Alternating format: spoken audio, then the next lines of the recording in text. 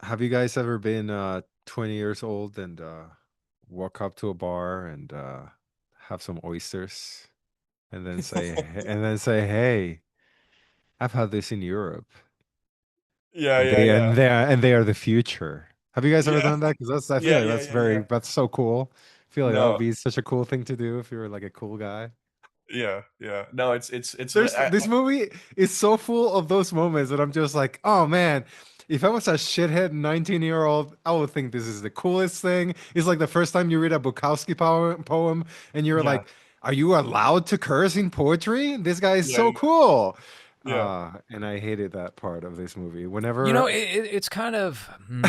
I mean, DC, maybe you can shine a light on this because you have a bunch of talented people in this movie, and it should come together in a more interesting fashion than I think it does. I mean, I found it to be a good movie. It was an enjoyable movie, but it's not a special movie.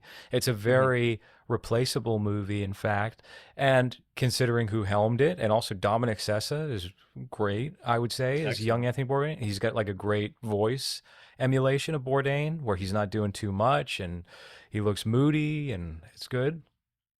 I as gotta say though, I watched it in French. Maybe I had to watch the French dub because that was the only thing playing near me, so I watched the French dub of the movie, so I don't know how he So you sounded like don't that. know. well, I I don't actually don't.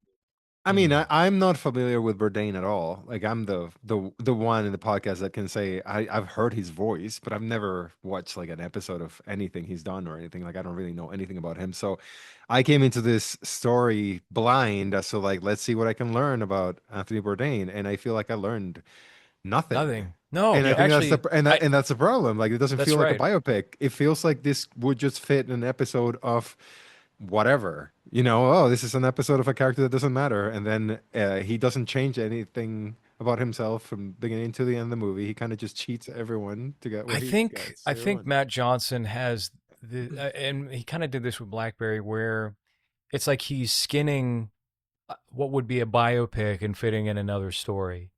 Exactly. And this movie doesn't feel like it would be something designed for somebody who, I mean, actually, that's not true. It does feel designed for somebody who knows nothing about Anthony Bourdain, but also a person who doesn't want to learn anything about Anthony Bourdain. Like, you could just Yeah. take this as a young man's excursion. Like, there's a movie from the 70s. What is it called? I think it's like Summer of 58. There's some Mm. shots in this movie that remind me of, and the name of the movie, the actual name of the movie is escaping me. It could be that Summer of '58, and it's kind of forgotten to time. What it's probably more known for these days is popping up in The Shining because it's on a TV that like Shelley's watching. No, it ain't Summer of '58. That's some Summer 42. shitty Summer '42. Hmm. Is that right? Is During that the it? war? Yeah, it's Summer '42. Thank you, Hans. Yeah, and this was kind of like a Walton's precursor. Takes place, I believe, in New England, and it's well shot. It's a Nantucket. very nothing story. It's just a young man's summer and how He's he's just like horny. almost sleeping with a widow, excuse me, not a Hell widower. yeah. That'd be very edgy for the 70s. Yeah. Um, Your wife died. Are you gay? Yeah, yeah, yeah. yeah. Uh, And but that's there's what some I shots sorry. in this movie where they're going over to like the house party and stuff in Hmm. Provincetown. And it looks like that. It looks like a new version of that. So I can appreciate those aspects, but it becomes conventional. And I do think you have some good performances here. Like I said, Dominic Sessa, but really Leo Woodall stole Oh, it from yeah. me is like playing a pretty authentic 20th century Boston guy. That was like every one of my uncles. Mhm. They're cool. You have cool uncles. Yeah, the whole time I was like, even though the movie's about to show you that he's bringing Tony down a dark path, it's also like yeah, well, weirdly, I just what I think he was cool. Weirdly enough, it reminded me of the way they did Roy Cohn in the Mm. Trump The movie, where Apprentice. it's The Apprentice. Yeah, where it's like everything you know about this guy was actually from another guy.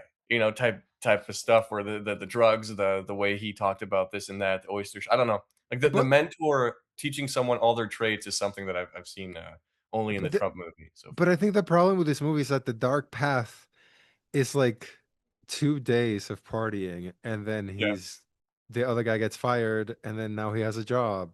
yeah. I feel like my biggest problem with this movie, again, as like not knowing anything about Anthony Bourdain, is one that I learned nothing about him, so it doesn't matter that a movie's called whatever. It could be literally My favorite part, Tom. by the way. I The, love that. but You do? Okay, Tom, the movie about, Tom, the guy that got a job as a chef even though he doesn't know how to cook. Like it could be that, and that's fine. But my other issue that I had with this movie is that it doesn't feel like this is a character that we should even be following because he doesn't really have any traits. He's not even narrating his story. It feels like he's like a secondary character to what's happening.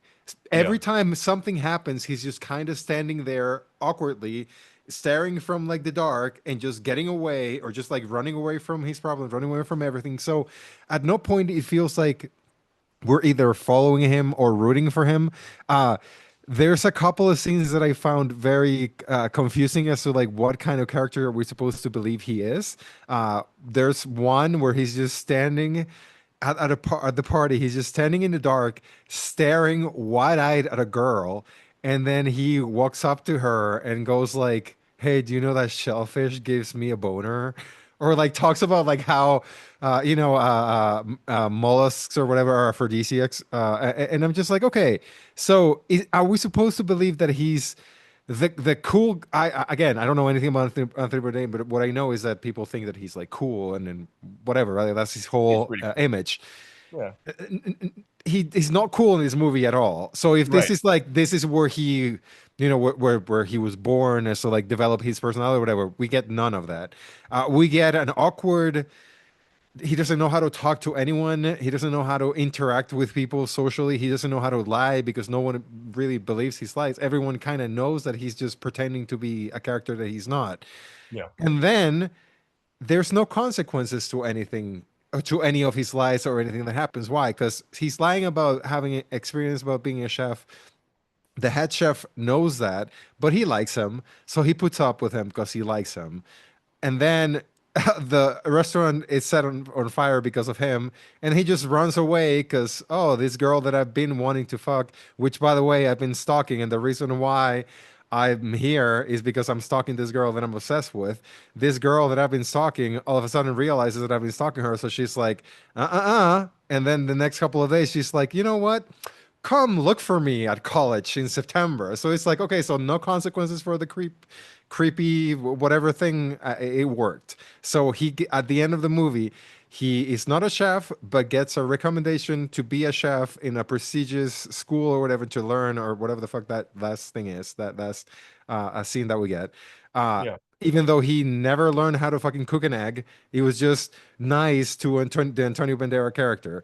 The girl that he's been stalking, and the only reason why he's here, because he doesn't care about anything else but this girl, comes back and she's like, "Oh yeah, I guess you're making a barbecue for poor people, so all of a sudden I'm interested in you. So hey, just so no repercussions for that at all. So we have a zero character that has no Well, it's a personality. clam bake. It's not a barbecue for poor Okay, people. okay, he's sorry, giving Mr. it Rich away. Guy, dude, I'm it's delicious. Yeah, It looks like lobster and all right, everything. but he's like giving it away for what I mean is like he's giving a service to the community. So I guess that means that No, him stalking me or whatever is fine. Also, his chef, head chef, that his like father figure throughout the entirety of the movie, he fires him because he runs away after he sets the kitchen on fire and he realizes that or tells him that he's not a chef, completely understood that he's getting fired. So what does he do? Oh, he breaks into his home, steals whatever the fuck recipe or whatever so that he can put it on his thing. No repercussions for that, no anything. And instead the chef is like, you know what? Let me just change your name so that you can be successful and not just be not taken seriously because you're Tony. So at the end of the movie, we get a character that doesn't change. It's kind of just shitty to everyone, just takes advantage of every step that he can get so he can get what he wants. And then he gets it. So then he's like, all right, so who am I? I know that you're not supposed to root for someone in a movie, but this is supposed to be a biography about a character that I guess we're supposed to like, or we're supposed to like, oh, this guy becomes this very successful writer, chef, travel TV person, but none of that is in this movie other than this guy's a climber that takes advantage of people and he gets away with it and everyone's just fine with Did him you doing call him a that. clam bandit? Oh, climber. It's like Oh, the climber. yeah, yeah. oh, the nasty clam bangers over there, always getting away with the damn shrimp. Yeah, But you know what I mean? Like there's like what's the character here? Like what am I supposed to that's the feel about best. Anthony That's Bourdain the best, afterwards? Hans. That's what I love about this movie because I was afraid, first I was afraid because I was like, is this gonna You were be like just Were you petrified. petrified? Oh, fuck you. yeah. I do know the song, but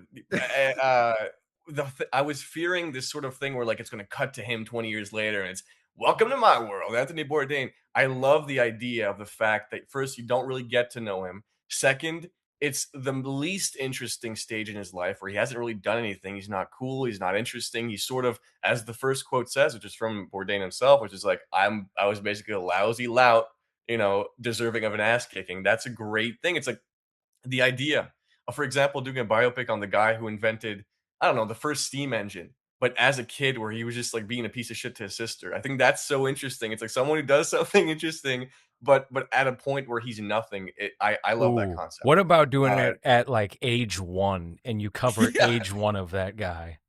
yeah, just But a that, I shit mean, that baby. for me that works as a series, I guess. But I don't know if I want Yeah, to watch a movie about. You would Again, do I a don't know. whole season of someone at age yeah. 1? See, I, Hans loved it so much he wants 10 hours of this. That's what he's I saying. mean, That's it. when do we get to the point where he gets so obsessed with Asia Argento that he ends up That's doing the thing that Roadrunner. he? That's the last 40 minutes of Roadrunner. Uh, That's dark. That's In bleak. fact, if you skip 10 years after his death, you have a crazy movie in the making. I mean, that would be insane. Imagine if someone made a movie 10 years after he died. That would be insane. I don't know There's a who's going to lot make that. of there's a Yeah. lot of older actors who could play Bourdain great. Like Danny Houston would be slam dunk Oh, Bourdain. He yeah. sounds like him. He looks like him. You could do Eric Bogosian as Bourdain. So many Oh, older. Yeah, he could. should like Bourdain, you're doing the reverse Wolverine, where you cast the tall guy as the small guy, or vice versa. Sorry, you're a small guy as a tall guy. Is he small? What do you hang out with Eric, him? Is this your other yeah, friend? yeah, Eric, but Another but best friend. yeah, no, he's just a small guy. He's a tiny man. Bourdain was tall. Yeah, it's called the magic of cinema, DC. Yeah. Tom Cruise is also 5'5". Have you seen Lord of the Rings, DC? You know what happened in that movie? They made holes in the ground so that people can go in those holes and look little.